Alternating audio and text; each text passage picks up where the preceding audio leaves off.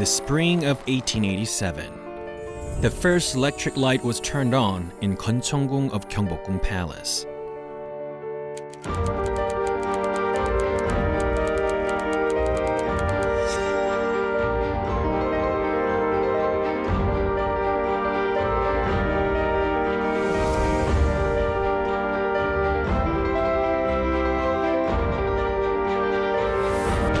In 1897, upon the coronation ceremony, Emperor Gojong proclaimed the founding of the Korean Empire, declaring Joseon's independence all around the world.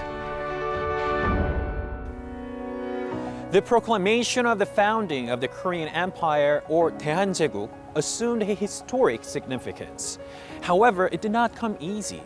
In a rapidly changing international politics surrounding the Korean Peninsula, Joseon went through a turmoil. As old-fashioned diplomacy would not work anymore, it had to adapt a new international order to survive. How did Joseon go about charting a new course in this political crisis? 일단 충격 그 자체라고 해야 되겠죠. 세계화의 시작이라고 저는 생각합니다.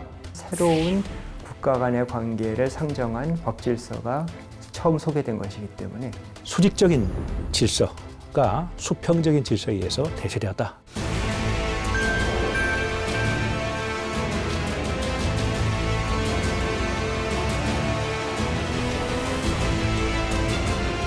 In the 19th century, a sign of change appeared in the existing order in East Asia. A translated version of a book on Western international law sparked a great upheaval. 동아시아 지역은 수천 년에 걸쳐서 중국 중심의 국제 질서에서 살았다라고 얘기할 수가 있습니다. 그것이 이제 19세기에 들어와서 유럽 국제법이라고 하는 새로운 질서에 의해서 그것이 대체가 되는데 그것을 상징하는 책이 바로 이제 만국공법이라고 할 수 있겠습니다. 계속 이제 서양 열강들에게 패전을 경험을 하고요. 그리고 그 전쟁 후에는 항상 조약을 강요당했던 것이죠. 불평등 조약이었습니다. 이러한 상황 속에서 청나라의 관리들과 지식인들은 서양의 국제법을 먼저 알아야겠다라고 하는 그러한 판단을 하게 되었고요. 만국공법이라는 책을 읽으면서 서양에도 뭔가 있구나. 중국에서 법률이 있듯이 서양에도 서양 국가들 사이에도 이제 그 규칙과 법률이 있구나라는 국가들 사이에 준수해야 되는 뭐 이런 법들이 있구나라는 것들을 알게 되는 거죠. The law of all nations became a seed of change in the Joseon dynasty in 19th century. This book was translated in Chinese in 1864 from the Elements of International Law, which is a treatise on Western international law. It is a very meaningful book as it was the very first one translated by a Chinese government agency, Dongmunguan. Such a wind of change started to blow in Joseon. 중국에서 1864년에 번역이 되었고요. 일본에서는 1860년대에 가장 많이 팔리는 베스트셀러가 되었습니다. 그에 비해서 조선은 약간 이 수용이 늦은 거 아닌가라고 하는 그러한 어떤 그 견해들이 있었는데요.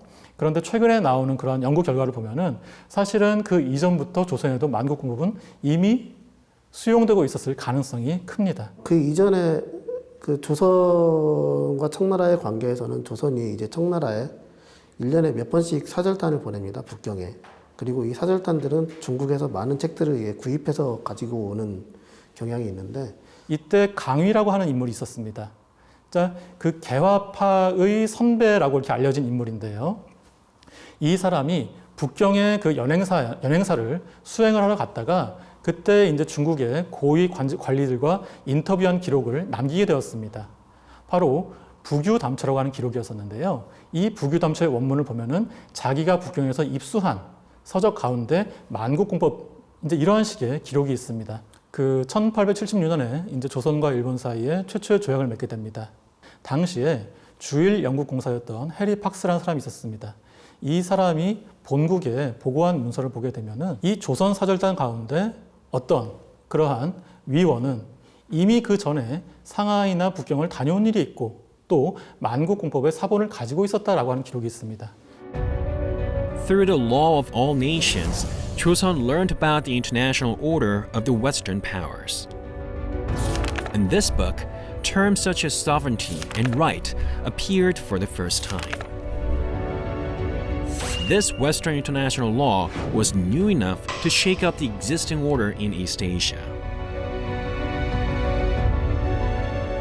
조선에서는 상당한 그 충격과 갈등을 겪었으려고 하는 것은 뭐 너무나 쉽게 짐작이 될 겁니다. 그런데 어느 사회나 마찬가지로 그런 변화에 대응하는 방식은 다양했죠. 국제법은 서구 열강의 이익을 대변하는 것이기 때문에 쓸모없다고 생각하던 지식인들도 있었던 반면에 일부 학자들은 그 서구 국가들의 그 경제적인 번영과 그 강력한 군사력 그리고 대외적인 위상이 국제법이 기여한 부분이 좀 일부 있다고 인정을 하고 국제법을 적극적으로 우리나라가 받아들이고 그에 따라서 대외관계를 맺으면 우리나라도 자주독립국의 위상이 생길 것이고 그에 따라서 다른 국가들과 대등한 관계를 맺을 수 있다는 어느 정도의 그런 희망적인 생각을 가지고 있었던 것으로 보여요. International order of the Western powers, shown through the window of the law of all nations, caused a great stir among the intellectuals of Joseon who had steadfastly followed the order of East Asia. And Joseon was faced with a major change. 중국을 중심으로 해서 학자들이 얘기할 때 4대 책봉 체제라고 얘기하는 것이죠. 그래서 그 중국의 전통적인 그런 관념에 따르면은 큰 나라가 작은 나라를 잘 보호해주고 작은 나라는 큰 나라를 섬긴다라고 해서 그게 이제 4대 자소라고 하는 표현입니다. 19세기 들어와서 전통적인 그런 중국 중심의 질서가 근대 유럽 국제법에 의해서 대체되었다, 재편되었다라고 하는 것은 상당히 중요한 의미를 갖는다라고 얘기를 할 수가 있겠습니다. 만국 공법 같은 경우에는 주권 국가를 이런 식으로 설명을 합니다. 그 국법에 상관없이 그 국사를 스스로 다스려서, 다시 말씀드리면 자치해서 다른 나라의 명을 받지 않는 국가는 자주라고 할 수 있다. 이러한 식으로 독립국을 정의한단 말이죠. 이때부터 조선의 지식인과 관리들은 그렇다면은 그 청나라의 간섭으로부터 벗어나서 우리가 스스로 외교와 내정을 하는 것이 바로 독립국의 자격이 된다라는 인식을 갖게 되었고요. 그것이 곧 서양 열강들과 어떤 조약을 맺게 하는 그러한 중요한 동인이 되었다라고 할 수 있겠습니다. Joseon's first debut at the International Society was made at an island called Ganghwa-do, where I'm standing right now. Ganghwa-do was close to the capital, and it was located at the mouth of Han River that's connected to the sea. These geographical features made it prone to numerous foreign invasions. And today, only the memorial stone is left on the site, but Ganghwa-do is an important place in the history of Korea's international law because the first modern treaty of Korea, the Korea-Japan Treaty of Amity, was signed right here.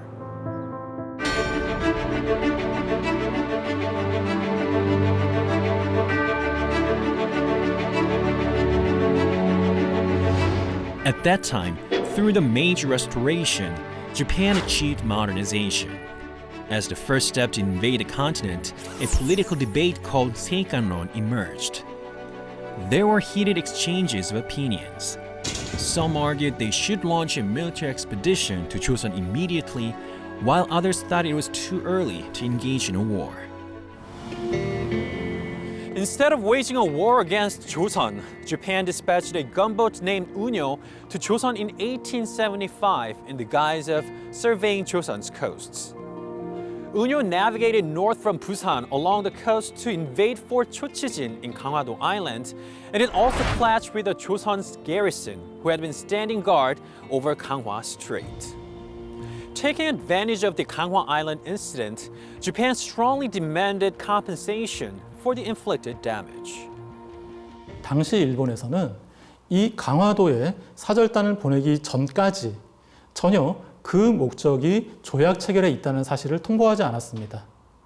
일본 측에서 통보한 것은 뭐냐면 운요 사건, 1875년 9월 20일에 발생한 운요 사건의 시비를 가리고 또 그보다 앞서 메이지 유신 이후로 조선과 일본 사이에는 외교 문서의 접수 여부를 두고서 국교가 단절되는 그러한 상황이 지속되고 있었는데요. 그러한 그 외교 문서 접수의 어떤 시비를 가린다. 이 두 가지 문제의 시비를 가리기 위해서 지금 우리가 군함을 대동한 사절을 보내는 것이다라고 이야기를 했습니다. On February 26, 1876, Chosun's first treaty in accordance with modern international law under the name of an independent state, the Korea-Japan Treaty of Amity, was signed. 조일소 조기를 보게 되면은 제1조가 이렇게 되어 있습니다. 보면은 조선은 자조지방으로서, 그게 아주 중요한 표현인데, 자조지방으로서 일본과 평등한 권리를 갖는다, 이렇게 되어 있습니다. 일본은 이제 본인들이 이제 이른바 명투유신 이후에 조선과의 관계를 새로운 유럽 국제법에 의해서 완전히 재편했다라고 생각을 하면서 그 자조의 의미는 근대 국제법에서 얘기하는 독립, 인디펜던스의 그 의미로 파악을 하고 그것을 또 그렇게 강조를 했습니다. 일단 조선과 일본 사이의 새로운 관계는 국왕과 천황의 관계가 아니라 양국 모두 똑같이 정부 대 정부의 관계로 하자, 이러한 합의가 있었던 것이고요. 또 조선의 국제적 지위에 관해서도 조선은 자주지방이다라고 하는 그러한 합의를 이루게 되었습니다.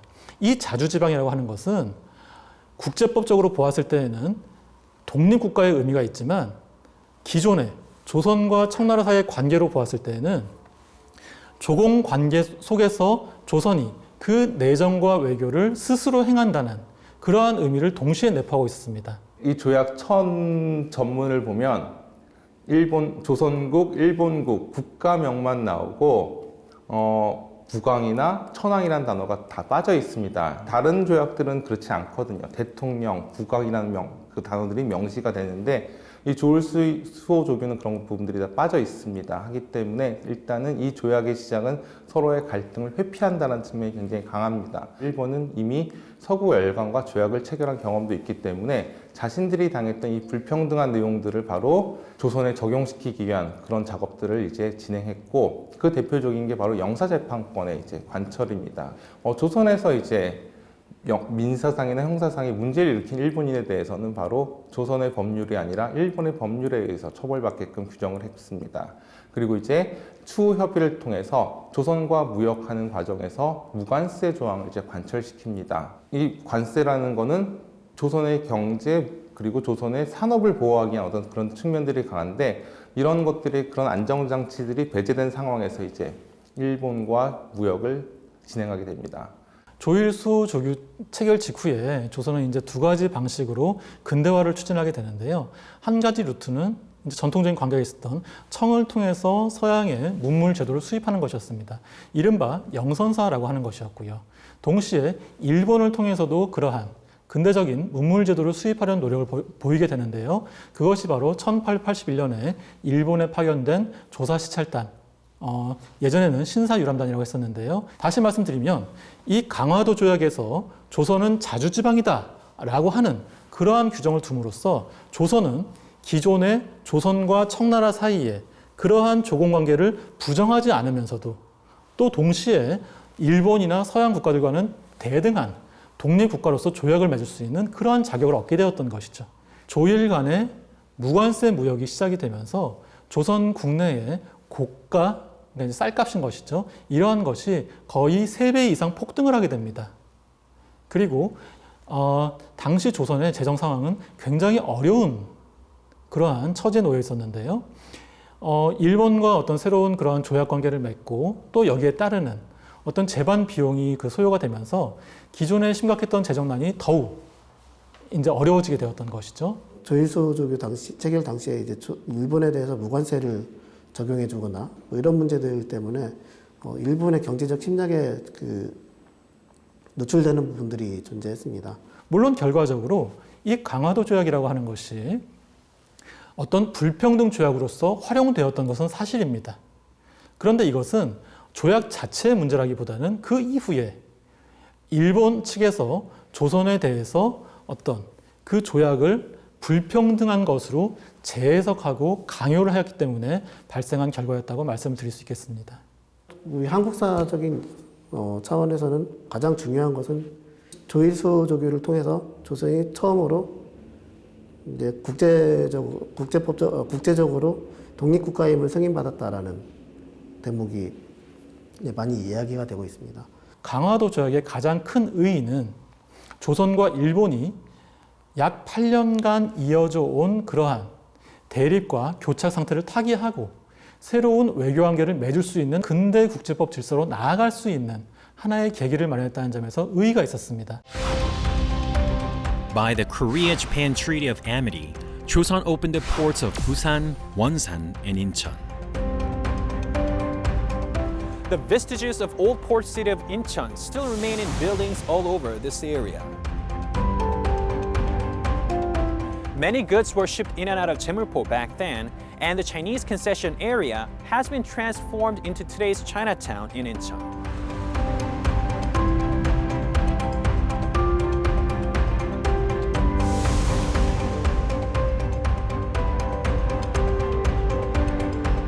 By way of concluded treaties, in other words, by way of international law, Joseon now went beyond East Asia and reached out to Western countries as well.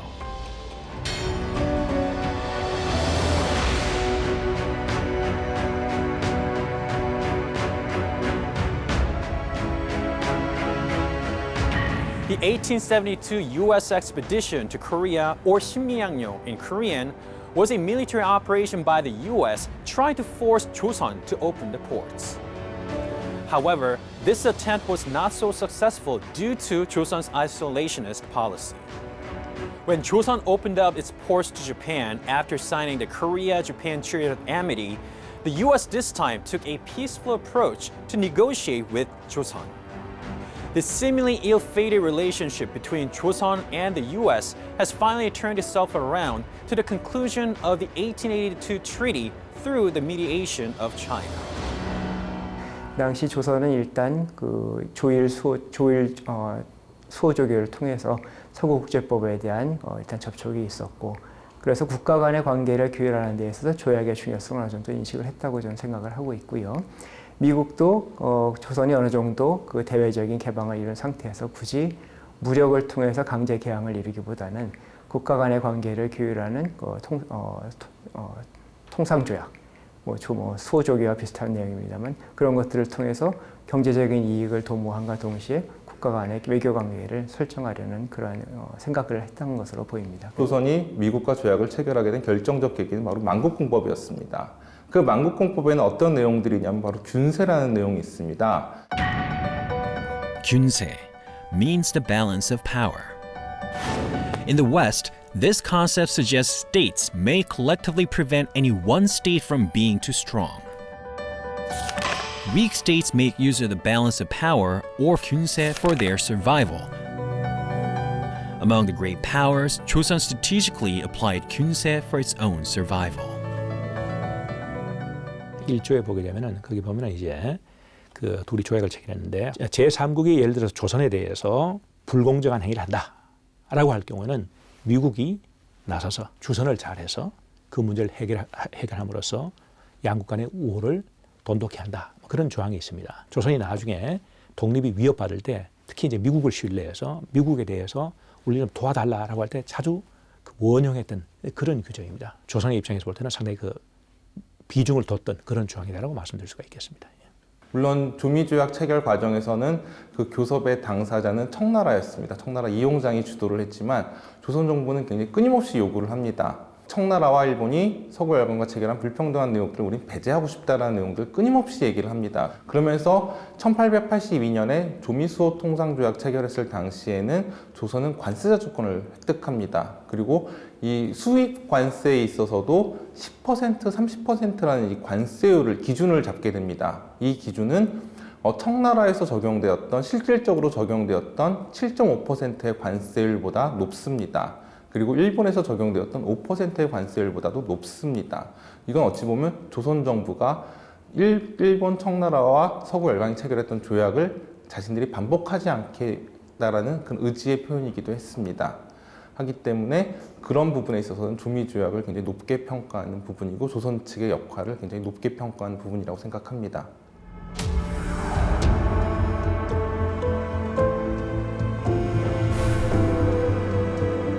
By signing the Korea-US Treaty of 1882, Joseon ended its hundreds of years old subordination to China and became an independent state in the international society.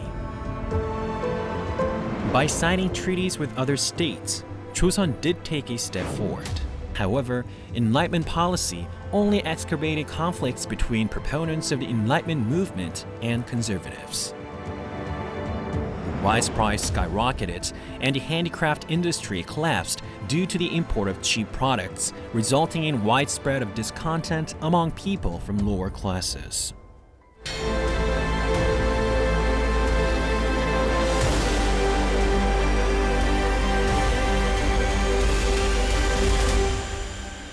이모군란을 한마디로 정의하자면 이 개화 정책에 대한 피로감이라고 저는 생각합니다. 그 조일수호 조교 체결 이후에 그 이제 정권을 계속해서 이제 장악했던 여흥민 씨 중심의 세력들은 이제 개화 정책을 추진을 합니다.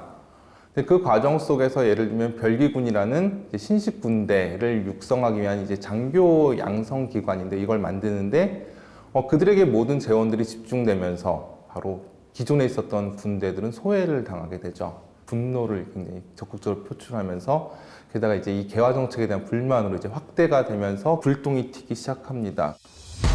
The enraged traditional army and lower class people rose in revolt.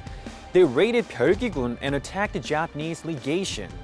Their violence evolved into an international issue. Consequently, after the coup, Joseon was put under even greater pressure from both China and Japan.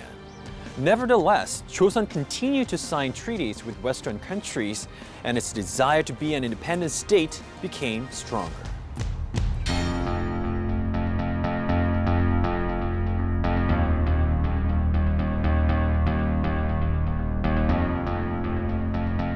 제1차 조영 조약을 체결한 영국의 대표는 윌스라고 하는 해군 제독이었습니다. 외교관이 아니었어요. 기존의 서양 열강이 중국이나 일본에 대해서 체결한 불평등 조약에 비해서 월등히 조선에 유리한 조건으로 구성되어 있었습니다. 조선이 당시 서양 열강과 조약을 맺고자 했던 가장 중요한 이유 중에 하나는 관세 수입을 거둔 데 있었습니다. 그런데 조미수호 조약의 이 관세율을 보면은 5%로서 일반 관세가 5%였는데요. 이것은 당시에 일본이나 중국의 불평등 조약에 비해서 조선 측에 유리한 조건이었던 것이죠. The British Empire signed a treaty with Joseon in 1883 by emulating the system of the Korea-US Treaty. However, on grounds that there was a flaw in the treaty, the British Empire did not ratify it and requested renegotiation. 조영수호 통상조약의 대표적인 내용은 바로 수출입 관세에 대한 내용들입니다. 조선이 수출하는 물건에 대해서는 다 5%의 관세율을 부과합니다. 그리고 조선이 수입하는 물건에 대한 수입품에 대한 관세율은 5%, 7.5%, 20%로 이제 관세율을 매기게 되는데 이게 동아시아에서 적용되었던 관세율과 굉장히 유사합니다. 그 얘기는 바로 영국은 자신들의 물건을 싼 가격에 조선에 팔고 싶어 했고 이 시스템은 바로 중국 청나라와 일본에서도 적용됐던 부분들입니다. 영국은 조영수호 통상조약을 통해서 자신들의 동아시아에서 구축한 조약 시스템을 조선에서도 온전하게 유지시키고 싶어 했던 거죠. 그런데 안타까운 것은 뭐냐면 그 내용을 보면은 아편 무역을 제외하고는 당시에 동아시아에서 통용되고 있었던 불평등 조약의 독소 조항을 거의 그대로 망라를 하는 것이었습니다. 조선이 정말 불평등 조약에 덫에 빠져들게 되는 것은 이 제2차 조영 조약이 계기가 되었다고 볼 수 있습니다. 조선과 같은 약한 나라가 어떤 외교에 있어서 명분과 실리를 동시에 얻기는 정말 쉽지가 않다. 독립이라고 하는 명분을 얻는 대가로 외교적인 실리를 상당히 많이 상실을 했던 것이죠.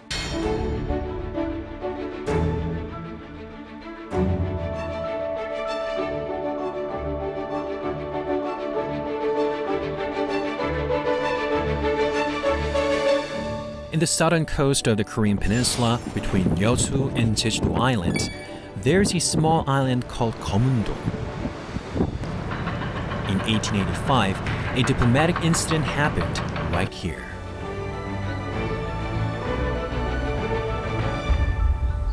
(1885년 3월에) 이제 당시 러시아 군대가 지금 아프가니스탄의 펜제라고 하는 지역을 점령을 하는 사건이 발생을 합니다. 당시 영국의 입장에서 가장 중요한 식민지는 인도였었고요. 이 펜제라고 하는 지역은 그 아래에 헤라트를 거쳐서 인도로 남하를 할 수 있는 상당히 중요한 전략적인 요충지였습니다. 이 거문도는 조선의 입장에서는 굉장히 수많은 그 남해안에 있는 섬 중에 하나예요. 잘 모릅니다. 근데 이거를 동아시아 지도로 쫙 펼쳐놓고 보면 중국, 일본 사이에 있습니다. 그리고 바로 블라디보스톡, 러시아 블라디보스톡으로 갈 수 있는 중간 기착지예요. 하기 때문에 굉장히 중요한 섬이었던 것입니다. 당시 그 영국 그 이제 정책적인 판단을 보면은 이제 이러한 비유를 합니다. 큰 개가 아가리에 뼈다귀를 물고 있다. 그런데 이 뼈를 놓게 하기 위해서는 어떻게 해야 되느냐? 큰 몽둥이로 엉덩이를 때리면 된다. 근데 그러한 판단이었던 것이죠. 다시 말씀드리면 전략적인 관심사는 이 아프간 지역에 있는데 이 러시아의 관심을 돌리고 또 유사시에는 우리가 블라디보스톡을 공격을 할 수 있다라는 위협을 주기 위해서 거문도를 점령을 했던 것이죠. Joseon fell victim to the power struggle between Russia and the British Empire. The British Empire illegally occupied Komundo Island for 2 years from 1885, calling it Port Hamilton. Joseon decided to expel the British Empire from the island.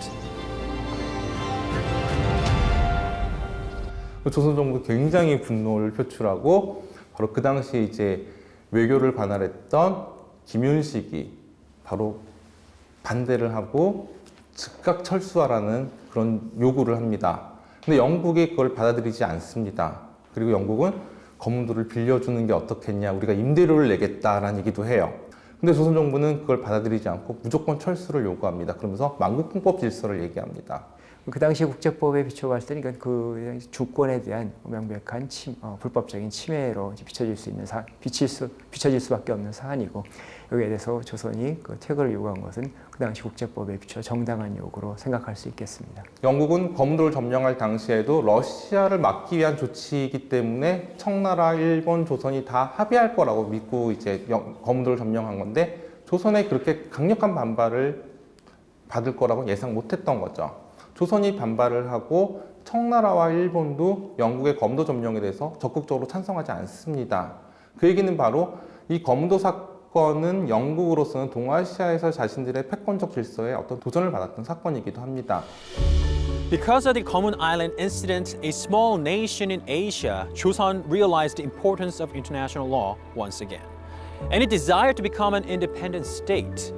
Then what aspect of international law did Joseon find interesting? 그 당시에 이 워낙 국제 정세가 급변하면서 그 당시 조선으로 봐서는 어떻게 하면 이 독립과 주권을 지켜냈냐라고 하는 것이 절체절명의 과제였는데, 서양에서는 보면은 그 세력 균형, 영어로 얘기할 때 balance of power에 의해서 그런 평화를 유지하고 또 작은 국가들도 그 독립을 유지한다, 주권을 유지한다, 그런 내용이 있었기 때문에 특히 그 당시에 이 균세 개념에 대해서, 세력 균형 개념에 대해서 관심을 많이 가졌고요. Interventions from the Western powers threatened Joseon's independence, and the aspiration to become an independent state became even stronger. At last, Joseon became aware of the international order and tried to gain recognition from the international society. These are the proof of such an effort.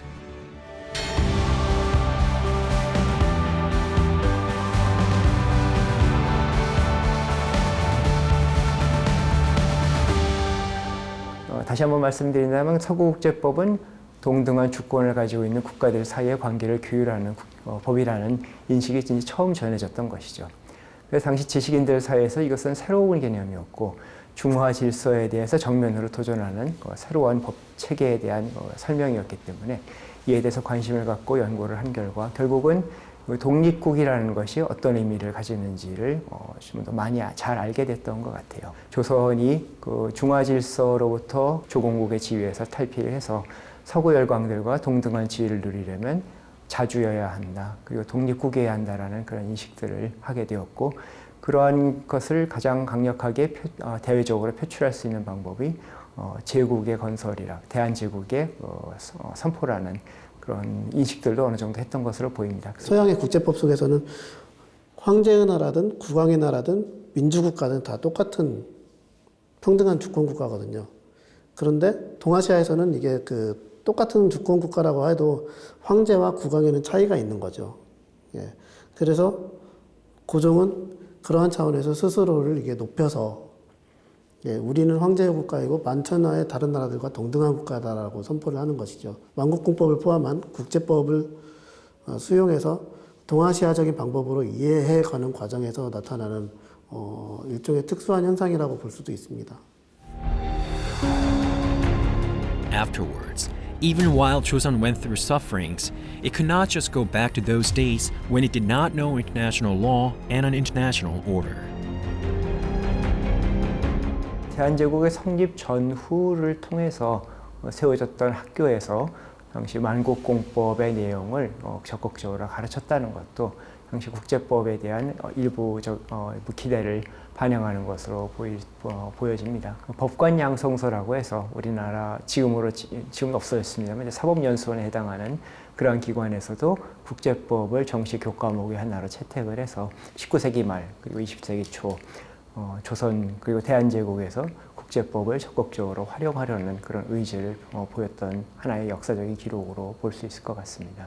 사람들은 만국공법이 한국이 일본의 식민지가 됨으로써 그 효용성을 발휘하지 못했다라고 얘기할 수 있습니다. 식민지 이후 한국인들은 독립을 위해서 투쟁을 했습니다. 무장투쟁도 했고, 근데 그 무장투쟁만 한 게 아니라 외교 독립운동을 전개함으로써 독립을 쟁취하고자 했습니다. 그 과정 속에서 한국인들은 강대국의 독립을 청원했을 뿐만 아니라 약소민족, 약소국, 즉 식민 지배를 받았던 사람들, 그 민족들과 그들의 어떤 심정을 공유하고 연대함으로써 독립을 쟁취하고자 했습니다. 이는 어찌 보면 만국공법의 어떤 새로운 형태로서 한국인들의 어떤 국제법을 인식하고 수용하고 이를 적용하려는 노력이었다고 생각합니다.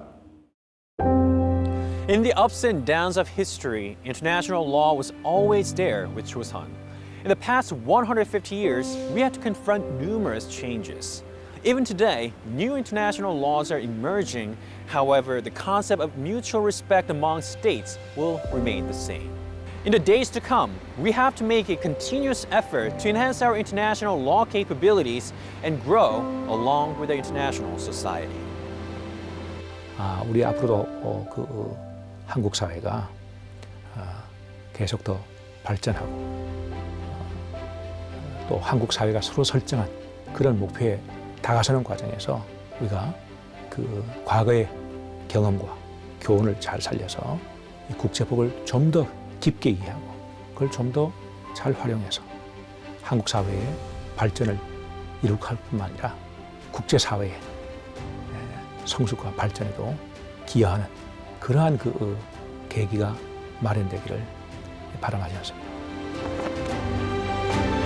In the 19th century, Joseon's acceptance of Western international law was incomplete and riddled with frustrations.